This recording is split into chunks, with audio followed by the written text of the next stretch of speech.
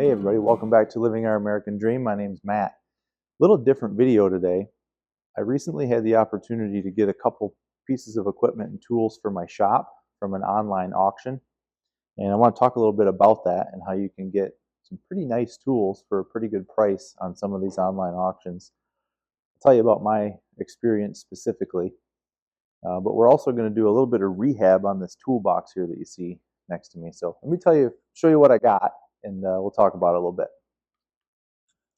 So the first item that we got is this lion cabinet. And anytime you're looking at auctions like this, you want to look and see what the value of the item is that you're looking to buy. Now this particular cabinet right here, it may sound ridiculous, but this is about a $1,200 cabinet. 12 to 1500 if you were going to buy it new. So the next thing is, does it work? And that's not always easy to see if the drawers work or if everything's beat up. So you kind of got to look at the pictures and do your best. But additionally, for me, this particular toolbox was full of tools. It had a whole bunch of Craftsman wrenches. Now this isn't all of them. I've picked through these already. This is a pile I'm going to give to my son. It had some power tools. There's an angle grinder in here. There was some pneumatic tools in here. This entire set of sockets here was in there. Now whoever used them had obviously painted them up somehow. There was a whole bunch of impact sockets that I've already put in the toolbox. So all of these impacts, not the extensions and breaker bars, but all of like this whole set here, the star set, this whole impact set. There was another angle grinder in there too. And anyway, I paid $170 for this toolbox with all those tools, which I thought was a steal.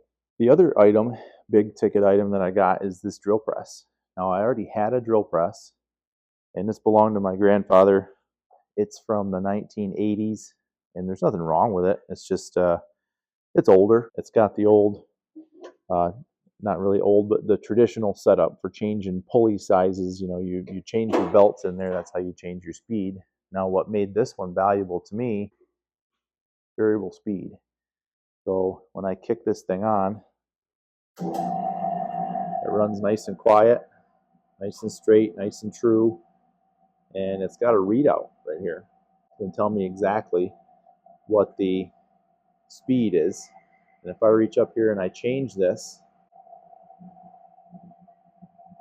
you can hear it spool up, and I can change the speed of this thing with a dial. So it operates from 400 RPMs up to 5,000 RPMs. So once again, I did a little bit of homework. This particular drill press right here, if you were to go buy it new, is $2,800. Now, I would never buy a drill press like this for my shop because I don't need anything this fancy. But I paid like $300 for it, and I can't beat that. But for the rest of this video, you can see I've started to tape off the drawer handles on my toolbox for some painting. I really like the color of this red one that I bought. It's a kind of a traditional toolbox color. There's a lot of boxes that are red. So I decided I'm going to take those two boxes out and paint them to match this color scheme. So in this video, we're going to go ahead and see if we can paint these drawer fronts black, and we'll see if we can paint the box red.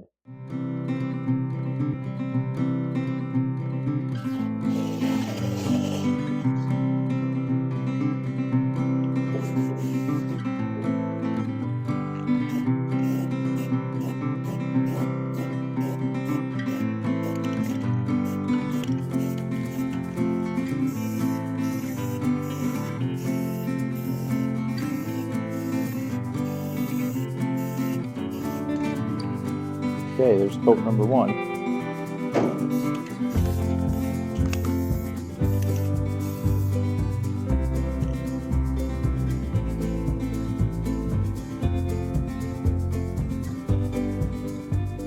All right, you can see that I added a little bit more tape around the outside here. I'm not going to tape off the entire thing. My intention is to hold up a piece of cardboard up here, right, so I can spray these edges down. And I'll do multiple coats, just like we did on the drawer fronts. So I don't have to worry about covering everything on the first coat. We'll probably do up to 3 coats of red. This is going to turn into a real nice looking box here.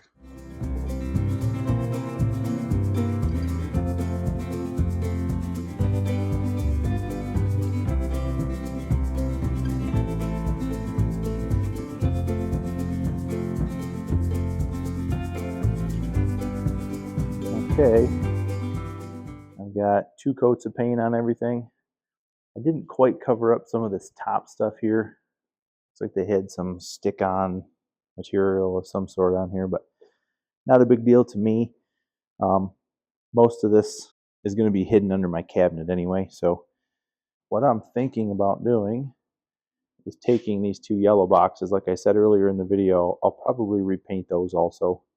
I'll make the fronts black and the sides red just to match, so all my boxes match. But I would take this box on the right, move it over here, move the shelf down where, see, these 2 are stackable. So they could stack one on top of each other, the 4 small drawers on top, the 2 large drawers on the bottom. If I take this shelf all over here, I should be able to slide that new box right underneath there. All right, I've given this a couple hours to dry. Let's see if we can pull our tape off of here and see what this looks like.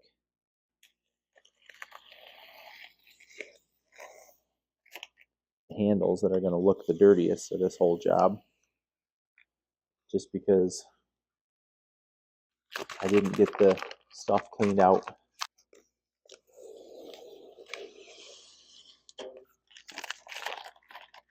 And there we go. Nice freshened up box, which I think is going to look real nice.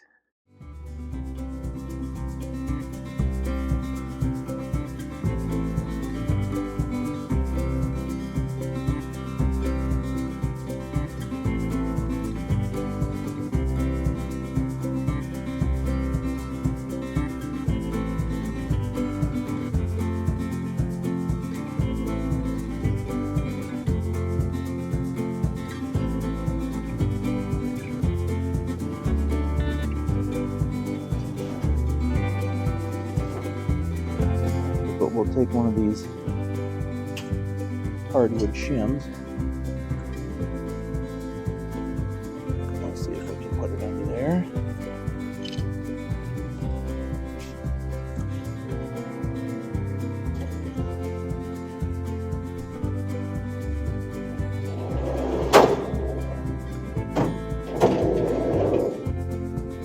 Nice. So it's kind of a, I don't know, I guess a pet peeve of mine. So I've always wanted to do these yellow ones a different color just because they're kind of ugly. So now I have the option and the opportunity to do that since I'm already doing the other ones.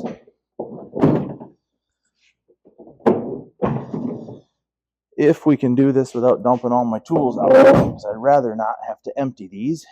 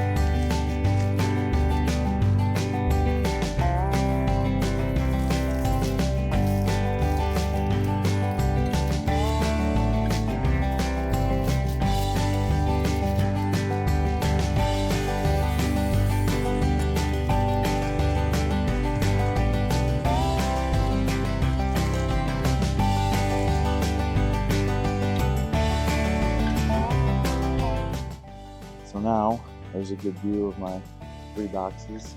They're all the same color, all generally in the same location, which is kind of what I wanted. I wanted to have all my tools kind of in the same area. So that looks nice. Remember, this one was the new box that was blue and gray that I painted. This one was the old box that had the yellow fronts, and I wanted them to match this one. So I think we succeeded.